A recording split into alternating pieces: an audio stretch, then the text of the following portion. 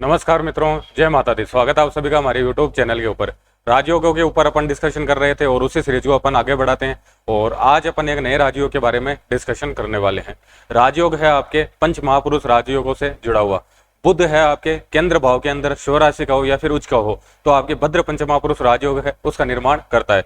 तो क्या उसके पॉजिटिव रिजल्ट अपने को मिलते हैं और कैसे भी अगर अपने को रिजल्ट उसके नहीं मिल रहे हैं तो उसको एक्टिवेशन के लिए अपन क्या क्या रेमेडी कर सकते हैं, वो सारी चीजें डिस्कशन अपन करने वाले हैं। सबसे पहले तो जिनको पता नहीं है कि भद्र पंच महापुरुष राजयोग है उसका निर्माण कैसे होता है।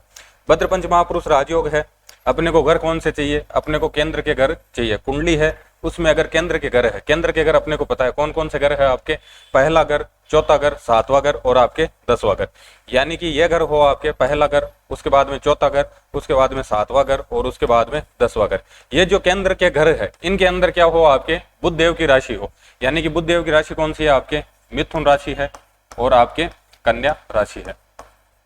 या फिर बुध देव क्या हो आपके स्वराशि के हो या फिर उच्च के हो। तो बुध देव है, अपने को यह भी पता है कि उच्च के किसके अंदर होते हैं? 6 नंबर जो राशि है इसमें क्या हो जाते हैं आपके उच्च के हो जाते हैं। तो अपने को यह भी पता चल गया कि बाय डिफॉल्ट जो भद्र पंच महापुरुष राजयोग है कौन कौन से लग्न के अंदर बन सकता है।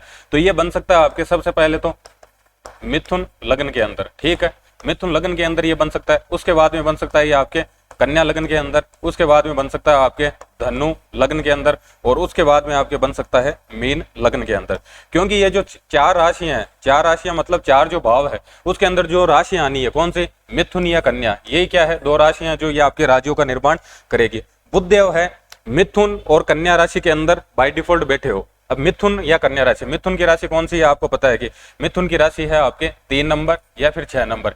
यानी कि 3 नंबर और 6 नंबर, यानी कि यहाँ पर आ सकती है या फिर 3 नंबर 6 नंबर यहाँ पर आ सकती है या फिर 3 नंबर और आपके 6 नंबर यहाँ पर आ सकता है या फिर 3 और 6 आपके यहाँ पर बाय डिफॉल्ट आ सकता है। 3 6 यहाँ पर राशियां आ रही है। ये जो केंद्र के 4 घर है और यहाँ पर क्या हो आपके बाय डिफॉल्ट किसके प्लेसमेंट हो जाए? बुध ग्रह है उनके प्लेसमेंट हो जाए।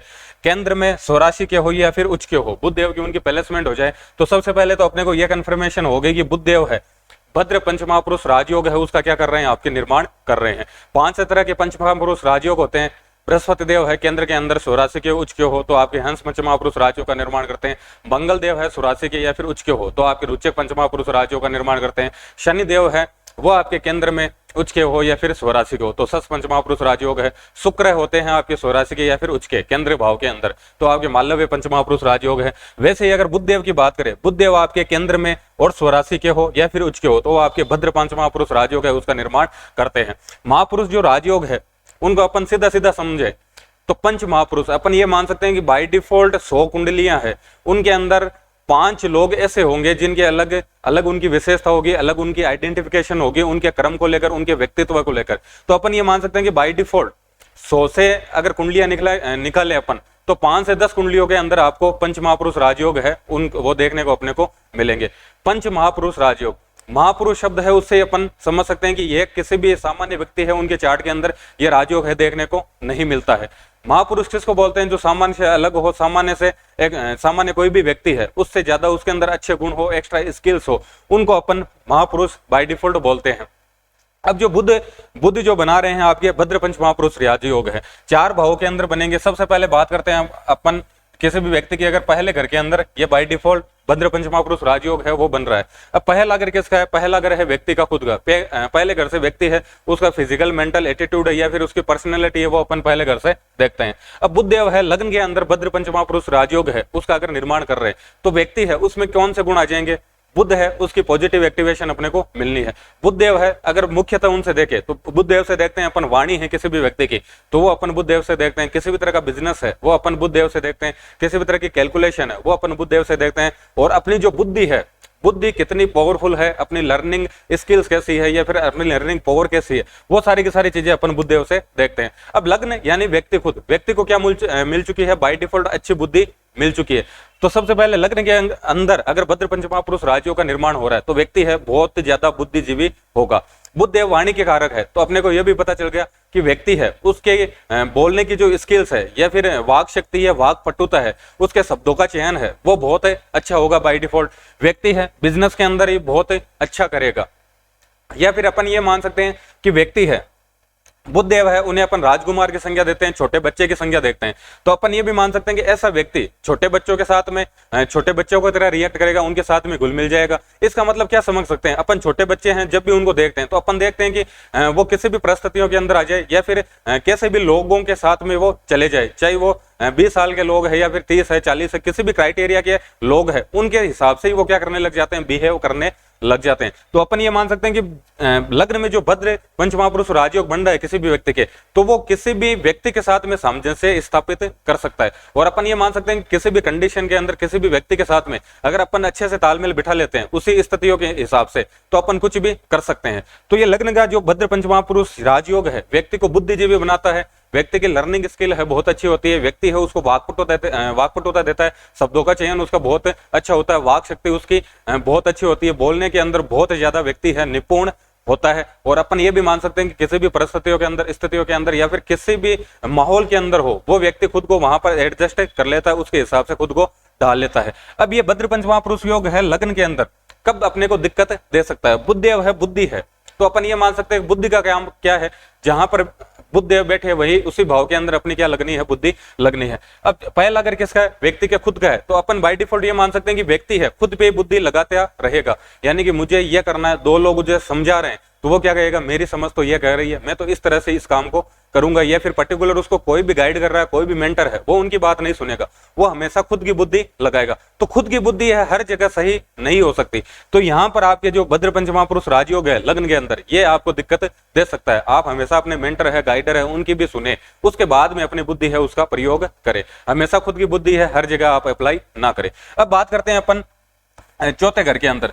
चौथा घर है उसमें अगर बुधदेव की प्लेसमेंट हो गई और भद्र पंचमहापुरुष राजयोग है उसका बाय डिफॉल्ट वो निर्माण कर रहे हैं। अब चौथा घर है, चौथे घर की अपन बात करें तो चौथे घर से अपन कंफर्ट है, लग्जरी है वो देखते हैं, माता की स्थिति बाय डिफॉल्ट देते हैं, या फिर अपना जो अवचेतन मन है या फिर मन की स्थिति है वो अपन चौथे घर से देखते हैं, और अपनी जो इमोशनल स्थिति है वो भी अपन चौथे घर से देखते हैं।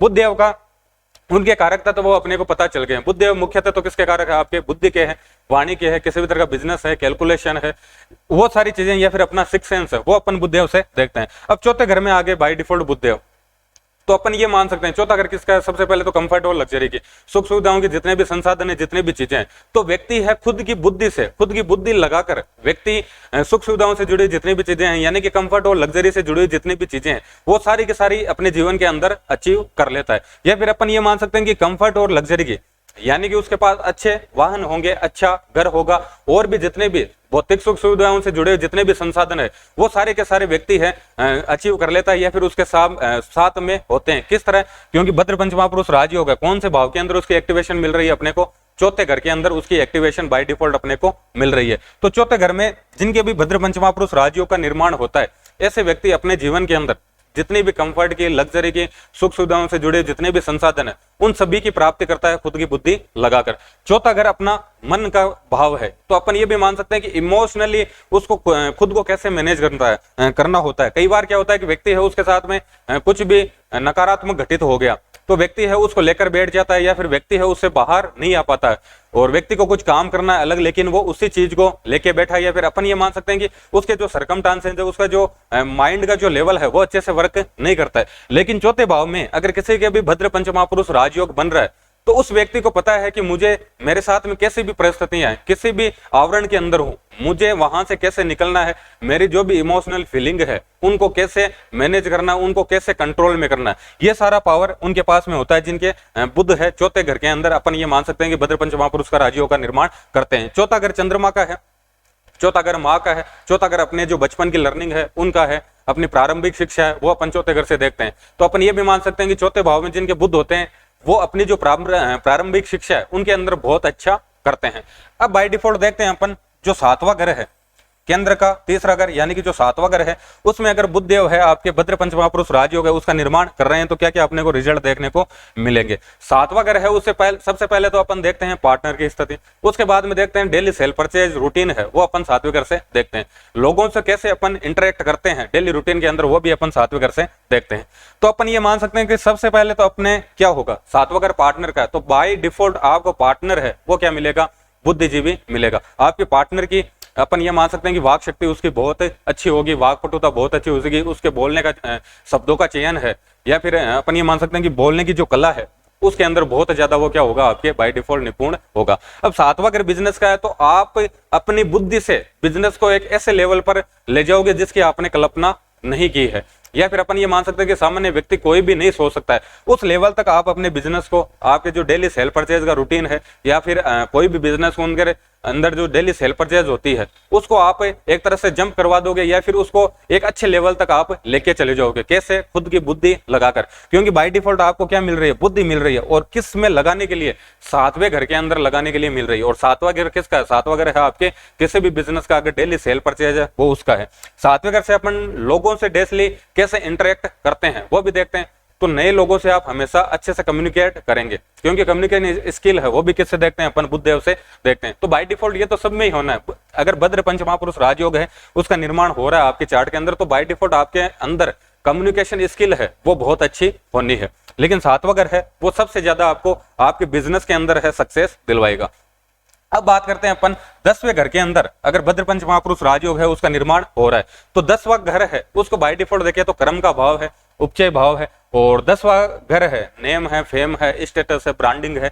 ये सारी चीजें अपन 10वें घर से देखते हैं। या फिर कोई भी व्यक्ति उसकी जो आइडेंटिफिकेशन है खुद के काम को लेकर, या फिर जो पहचान बनती है खुद के कार्य क्षेत्र को लेकर, खुद की कार्यशैली को लेकर, वो सारी अपन 10वें घर से देखते हैं। तो अपन ये मान सकते हैं कि इस भद्र पंच महापुरुष राजयोग अगर 10वें घर के अंदर बन रहा है तो व्यक्ति है खुद की बुद्धि लगाकर, यानी कि खुद की बुद्धि है उसका सही से उपयोग कर अपने कार्य क्षेत्र के अंदर अपना नाम बना लेगा, और अपने काम को लेकर या फिर कार्य क्षेत्र को लेकर, कार्यशैली को लेकर उसमें जो बुद्धि का वो प्रयोग करेगा, उससे उसको नेम है, फेम है, स्टेटस है, ब्रांडिंग है, ये सारी चीजें मिल जाएगी।